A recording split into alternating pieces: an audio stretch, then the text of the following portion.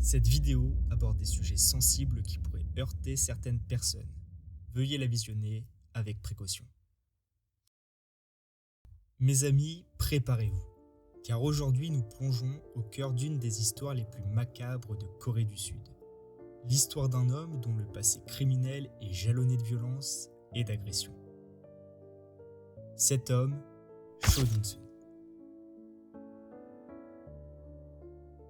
Avant d'explorer l'abomination qui l'a rendu tristement célèbre en 2008, penchons-nous sur un passé déjà troublé.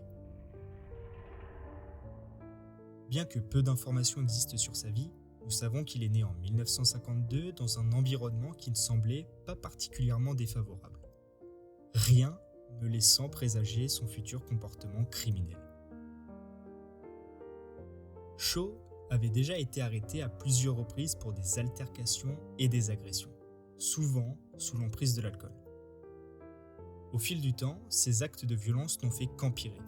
Pourtant, aucune mesure corrective ou une quelconque réhabilitation n'avait été mise en place. Malgré la connaissance des autorités de son penchant malsain avec l'alcool, aucun diagnostic de troubles mentaux n'avait été établi, et cela laissant planer un mystère sur l'origine de son comportement. Ce manque certain de programme et de suivi ont probablement contribué à la gravité de son acte en 2008. Ses interactions avec la justice avant cela montrent que son comportement était ignoré ou traité de manière insuffisante.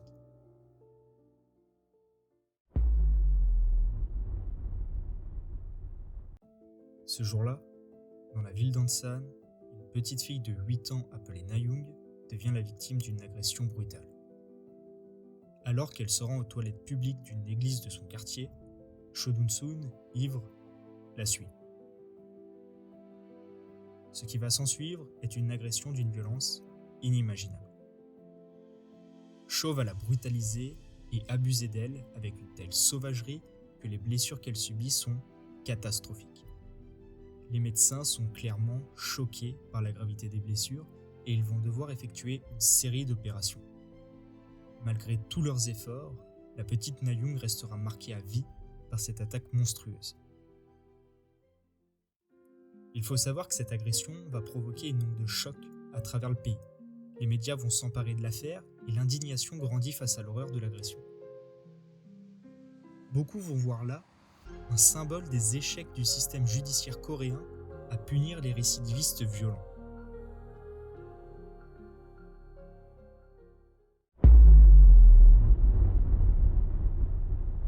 Cho Dun-soo est arrêté et traduit en justice. Lors du procès, sa défense tente de minimiser sa responsabilité en informant qu'il était fortement intoxiqué au moment des faits. Ses avocats vont donc plaider l'ivresse comme une circonstance atténuante, prétendant que cela l'a empêché de contrôler ses actions. Bien sûr, qui va les croire? Et bien contre toute attente, le tribunal va accepter cet argument. Oui, Cho, bien que reconnu coupable, écope d'une peine de seulement 12 petites années de prison.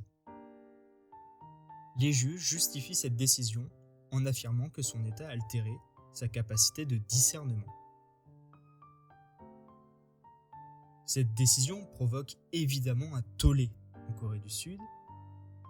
Comment un homme coupable d'une agression aussi brutale sur une enfant de seulement 8 ans, je rappelle, peut-il échapper à une peine plus sévère, simplement en invoquant l'alcool? Cette clémence du tribunal, elle va être perçue comme une trahison de la justice et une véritable injustice pour Na-young et sa famille. Le verdict suscite donc une vague d'indignation et les critiques du système judiciaire se multiplient. Ce cas va devenir une illustration cruelle des lacunes du système coréen à protéger les victimes et à punir correctement les criminels violents.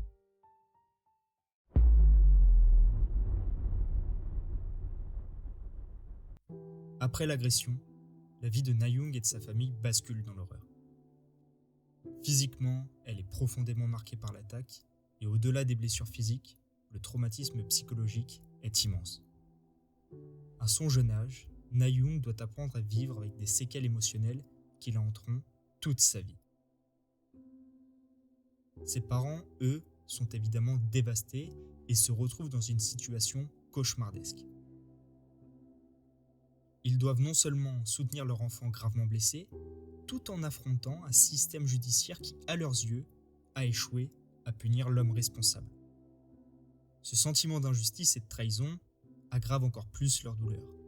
Et l'exposition médiatique qui va en découler va tout bonnement aggraver leur stress, bien que celle-ci ait aussi permis de sensibiliser la population à la gravité de ces crimes. Et c'est donc alors que la population se mobilise pour exiger justice, non seulement pour Na Young, mais pour toutes les victimes de violences sexuelles en Corée du Sud. La petite et sa famille deviennent le visage de cette lutte contre l'injustice systémique.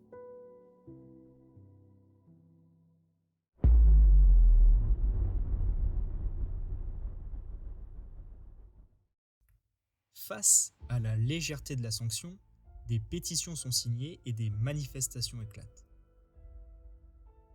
Toutes réclament des lois plus strictes pour les crimes violents et des peines plus sévères pour les agressions sexuelles, surtout sur des enfants.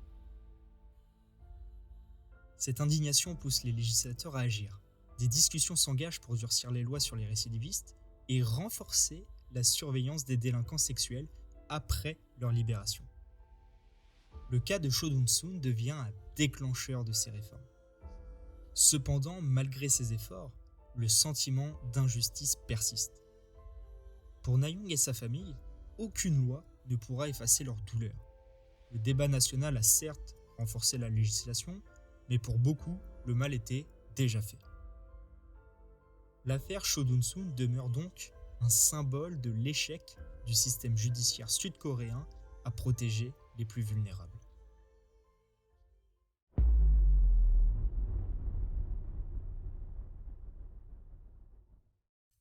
Après 12 ans de prison, pas moins et surtout pas plus, Cho est libéré. Cela va provoquer une nouvelle vague d'indignation. Beaucoup estiment que la justice a failli à protéger la population d'un homme dangereux. Et sa libération rappelle que certaines peines, même purgées, ne suffisent pas à réparer les torts ni à assurer la sécurité.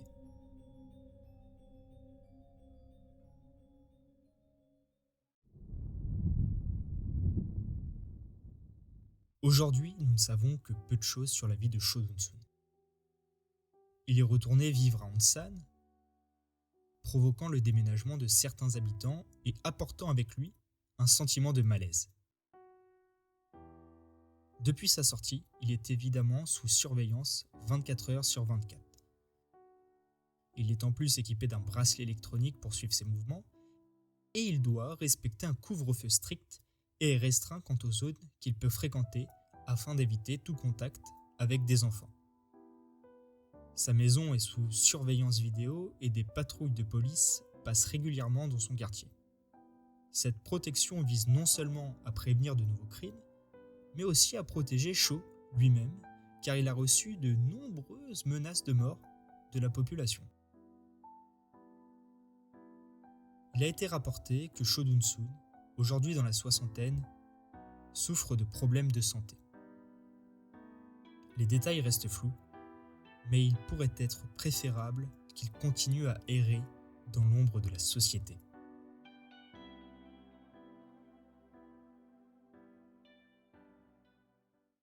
Merci à tous d'avoir regardé cette vidéo. N'hésitez pas à me faire part de vos réflexions sur le sujet. Et si la vidéo vous a plu, n'hésitez pas à lâcher un petit like, à vous abonner pour ne rien manquer des prochaines vidéos. Je vous dis à très bientôt. Ciao.